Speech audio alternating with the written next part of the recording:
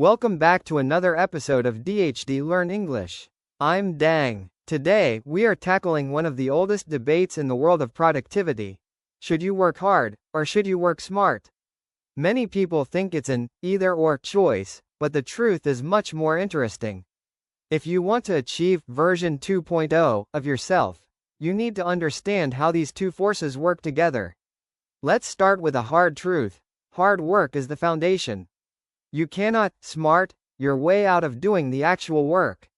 No matter how many hacks you still have to put in the hours to practice English, to build your business, or to master a skill. However, hard work without a plan is just a recipe for burnout. Imagine someone trying to cut down a tree with a dull axe. They are working incredibly hard, sweating, and pushing themselves to the limit. But because they didn't stop to sharpen the axe, they aren't getting results. This is where working smart comes in. Working smart means sharpening your axe before you start swinging. It's about strategy and leverage. In the world of English learning, working hard is trying to memorize the entire dictionary. Working smart is using the 80-20th rule, focusing on the 20% of vocabulary that is used in 80% of daily conversations. Working smart is using deep work to focus intensely for 1 hour instead of being distracted for 5 hours. The real answer to the debate is this: you must work smart first, so that your hard work actually counts. Think of it like a multiplier. Working smart as the number, and working hard as the zeros you add behind it.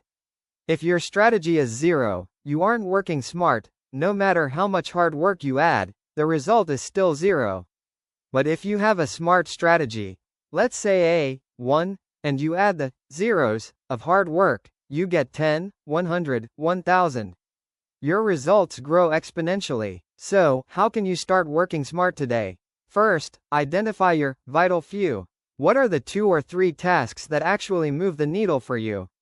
If you are learning English with me at DHD Learn English, that might be speaking and listening, not just doing grammar exercises.